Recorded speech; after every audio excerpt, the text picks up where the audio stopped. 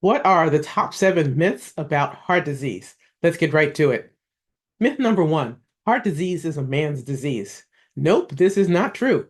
Heart disease affects both women and men. Heart disease, unfortunately, is an equal opportunity killer of all people.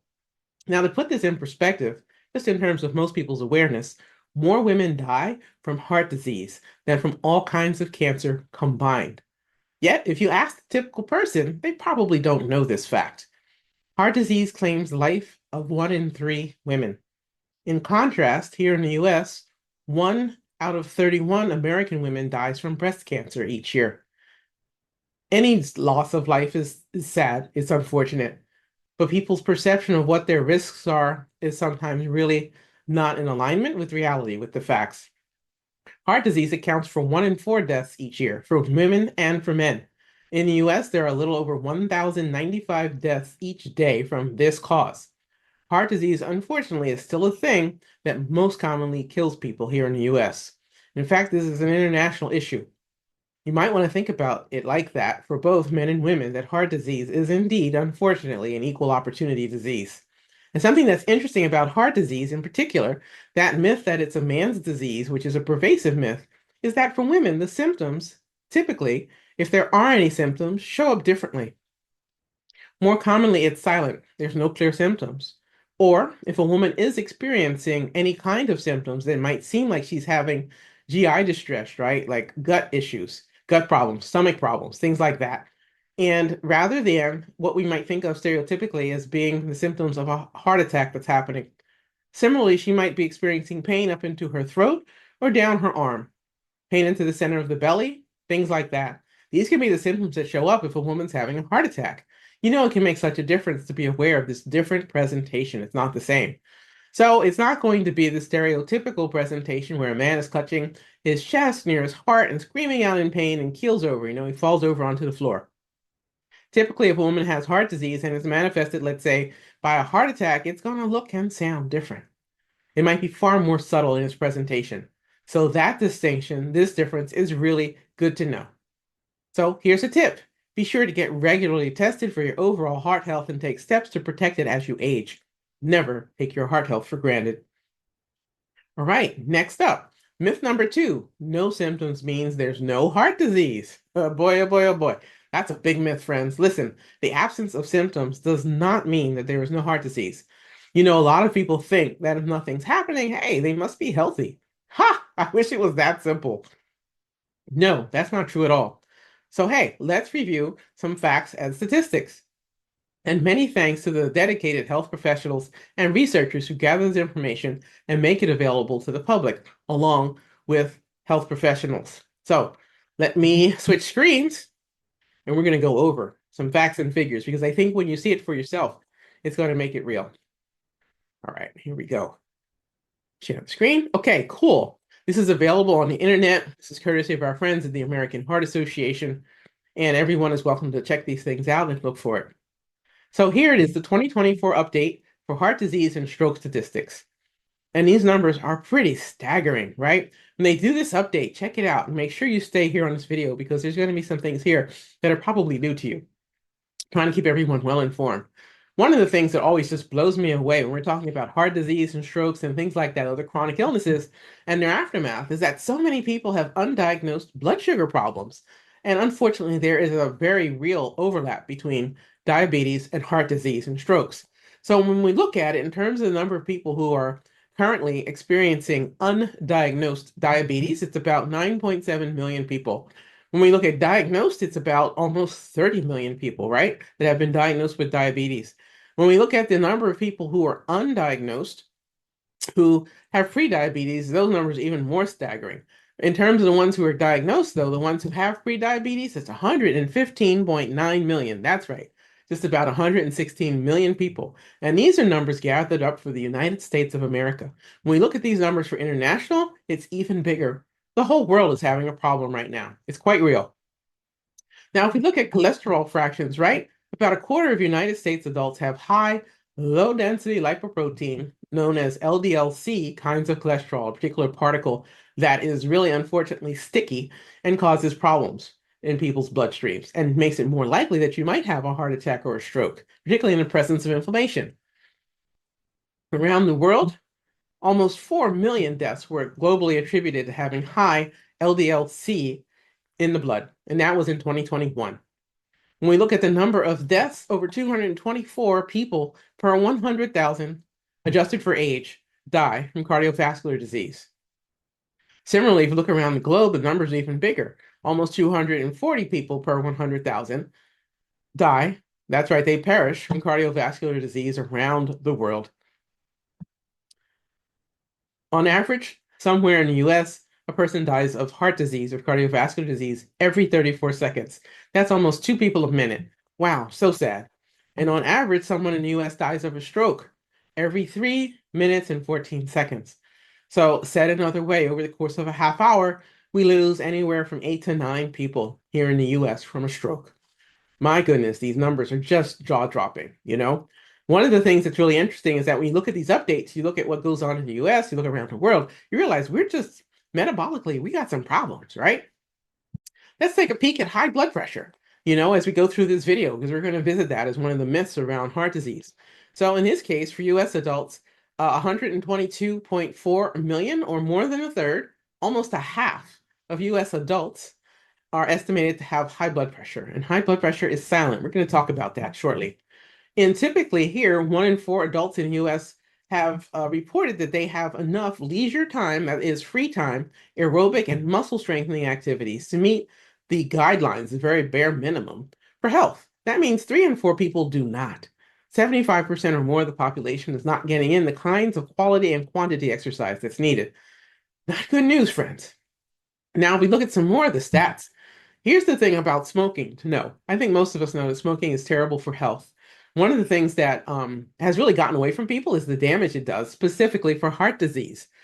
Of course, increased risks of various kinds of cancer, et cetera, and other respiratory chronic illnesses absolutely come from smoking.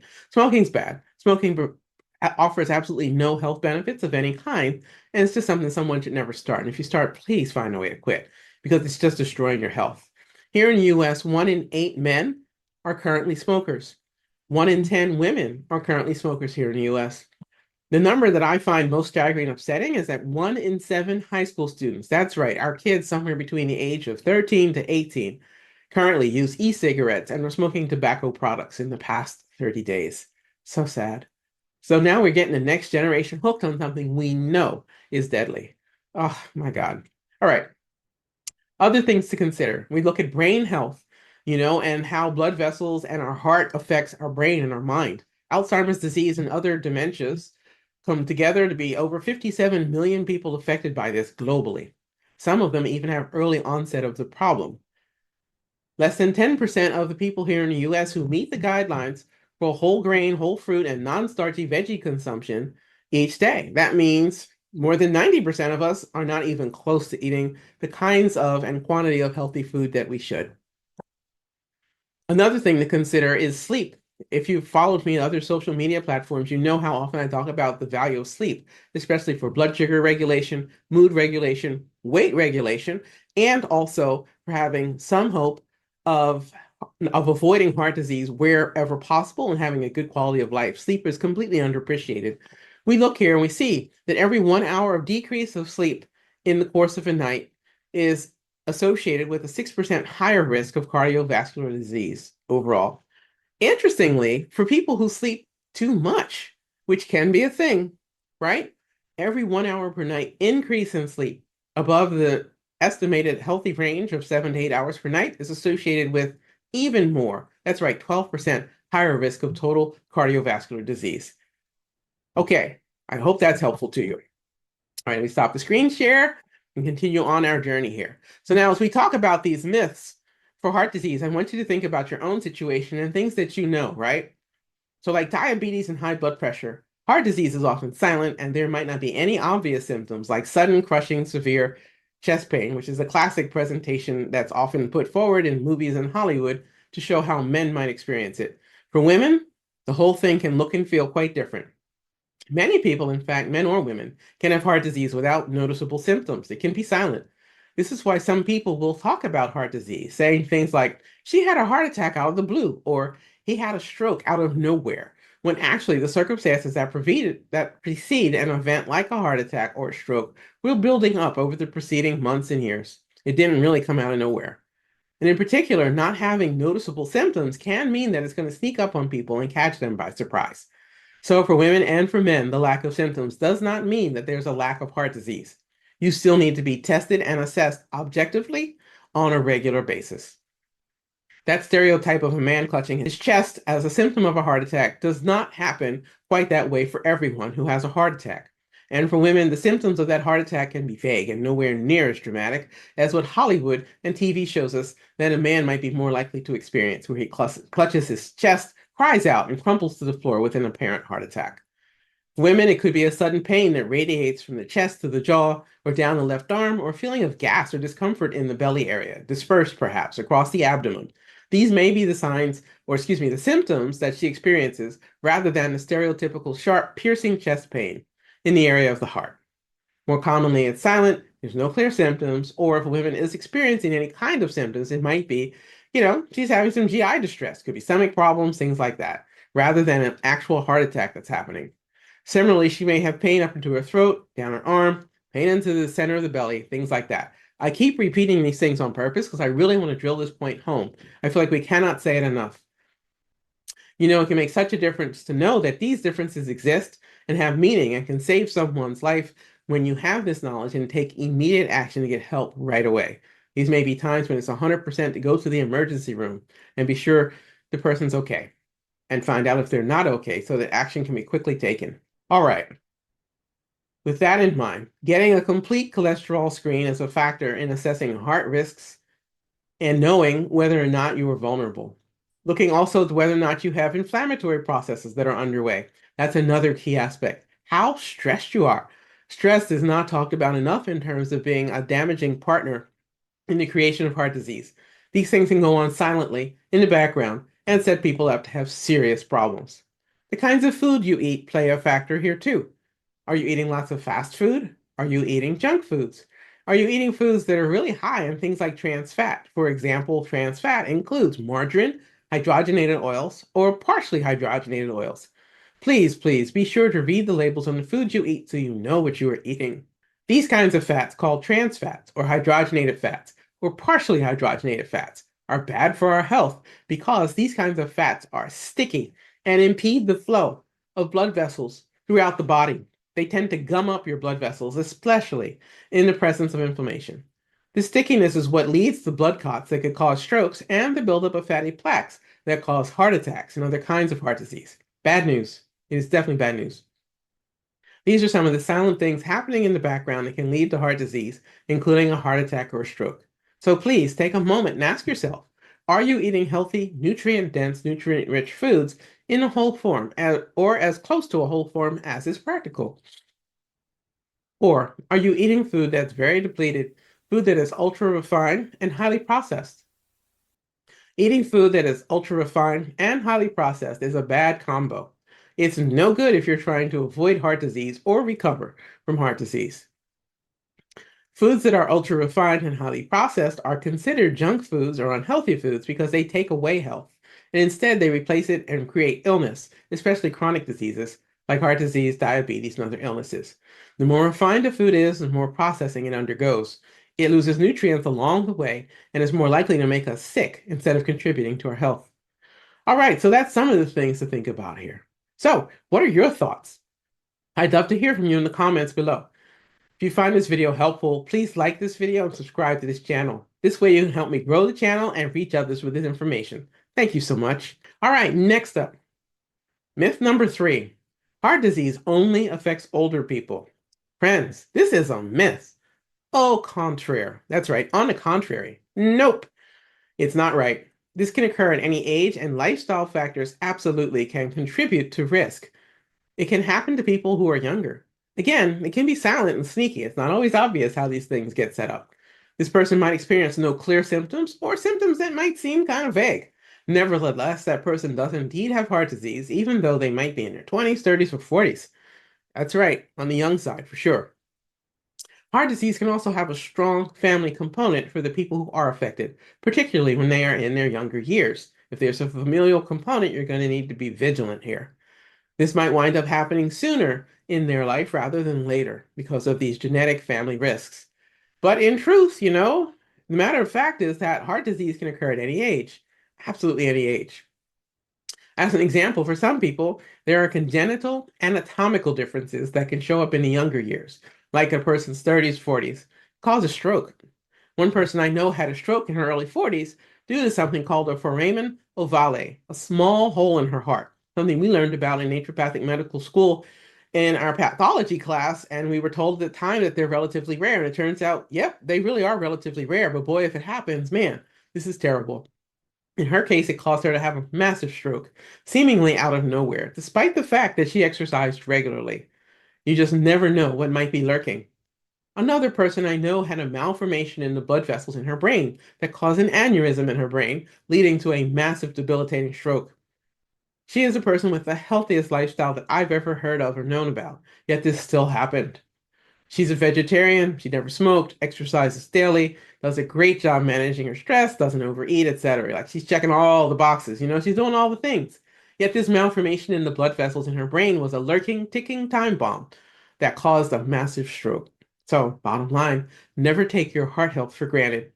All right, next up, myth number 4. Fitness eliminates heart disease risk. Okay, here we go. Even fit individuals can have risk factors like high cholesterol. They may well also, too, experience inflammation. Now, if you're a person who exercises regularly, great. That's wonderful. Please keep it up. Take care of yourself. Fabulous. That's awesome. You feel like you're doing all the things, checking all the boxes. Then in your mind, you might be thinking that your level of cardiovascular fitness is preventive, that it's keeping you from having heart disease and lowering your risk. Overall, in terms of just raw numbers, it is a helpful thing to do. It's absolutely great for you. It's helpful for your mental health, it's helpful for your physical health, etc. Being fit and exercise is great for your body, for your mind, your spirit, your soul, all of those things, right? When it comes to heart disease risk, it does not eliminate it. I wish it were true. Don't we all wish that, right? It turns out that even fit individuals can have risk factors like high cholesterol, or more importantly, unfriendly kinds of cholesterol, like high levels of the bad kind of cholesterol, the sticky kind, LDL, low density lipoprotein. That's what LDL stands for, particular, right? And in that case, you can think of someone who's physically fit, who's even a personal trainer. Like if you ever watched that TV show here in the US called The Biggest Loser, one of the personal trainers on that show was Bob Harper. And he seemed to me to be incredibly in shape. And he literally had a heart attack. Thankfully, when it happened to him, he was in a gym. So he wasn't by himself, like at home on a spin bike, but rather he was in a place with others around. And they could see him when he collapsed and fell off of his spin bike. People were right there to assist and help him immediately and get him emergency help, which probably saved his life. And that when I first read that Bob Harper had a heart attack, I was shocked. I was like, no way, Mr. Fitness himself? But you know what? It can happen to anybody. It turned out in his family, genetically, he absolutely had unfriendly kinds of cholesterol, and there it was, a problem lurking, even though he was really fit. So just know that you still need to get checked out. That's right, get tested and assessed, even if you currently enjoy cardiovascular fitness. It is not the only piece of the heart health puzzle. What are your thoughts? I'd love to hear from you in the comments below. If you find this video helpful, please like the video and subscribe to this channel. This way you can help me grow the channel and reach others with this information. Thanks so much. All right, moving right along. Myth number 5. Family history means inevitable heart disease. In other words, if a number of your blood relatives, especially a mother or father, have heart disease, then you are doomed to have the problem too. I'm here to tell you that it's not that simple in terms of a one-to-one relationship. Lifestyle changes and specific ways to take care of yourself can mitigate, diminish, or shrink down genetic risks. You are not doomed. I want to make that really clear. Lifestyle factors do make a difference, but you have to get the assessments and then know what to do in response to whatever is found. Now, some of the most important lifestyle factors are going to include things you probably guess or know about, like nutrition, stress management, getting enough sleep, along with high quality sleep, successful weight management, meal timing, exercise, strength training, mental health awareness, emotional support, not feeling isolated, feeling like you are part of a community and connected to other people, enjoying time with family and friends, playing with pets, listening to music, minimal exposure to environmental toxins, elimination of toxic molds, and other outside factors that can negatively affect your heart health. Okay, next up, high blood pressure is always symptomatic. Ha! All right, so myth number 6 here, right? The sixth myth around heart disease is that high blood pressure is symptomatic. You know what? It often has no symptoms at all. And high blood pressure, just like high blood sugar, is often known as the silent killer.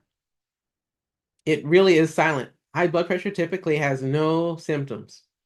There may not be any symptoms whatsoever to warn you that something's going on. And because high blood pressure doesn't have symptoms and is known as the silent killer, this means you need to get your blood pressure checked regularly. You can check it for yourself at home. You can go and have health professionals check it. And depending on your community, you might be able to go to a fire station when they're not busy helping someone with a fire emergency and perhaps ask them to check your blood pressure.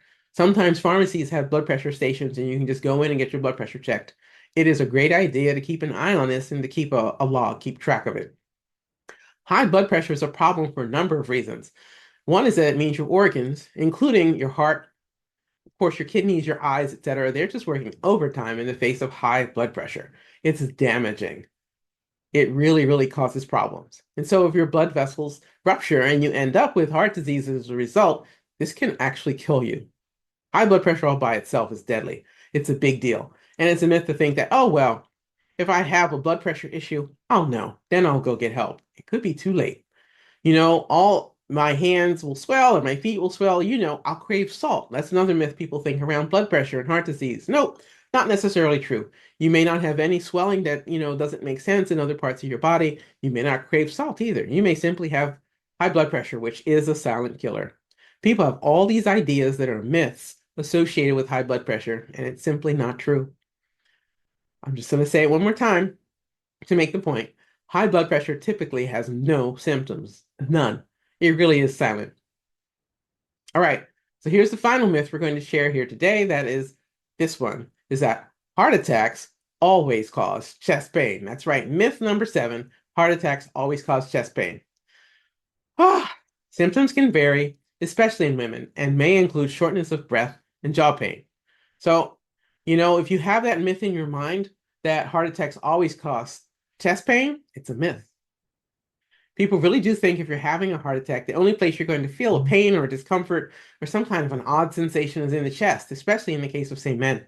It's not true, and this is a large part of why sometimes people don't seek out help in a timely fashion and wind up with more damage from a heart attack or dead because they didn't get help quickly or others around them didn't recognize this person needed help. So heart attacks can cause chest pain and they can cause pain other parts of the body or discomfort, not just the chest.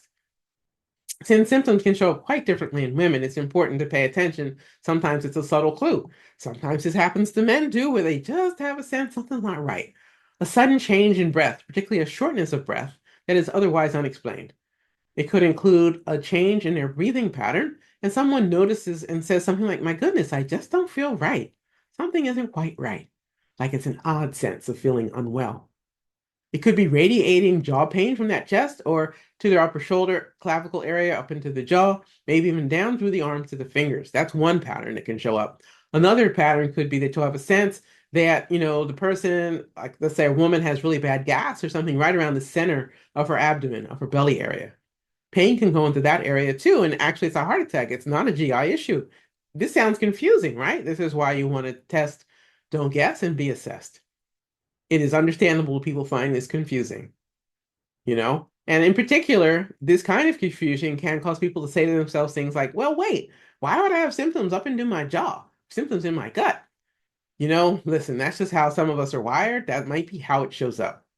So it's important if someone is complaining of unusual pain and it really seems to be getting their attention, it's worth getting checked out. Be sure. You could save your own life or that of someone that you care about. So the bottom line is that heart attacks do not always cause chest pain. They're not always so neat and clear in their presentation. What are your thoughts? I'd love to hear from you in the comments below. If you find this video helpful, please like this video and subscribe to this channel. This way you can help me grow the channel and reach others with this information. Thanks so much. Take great care of yourself.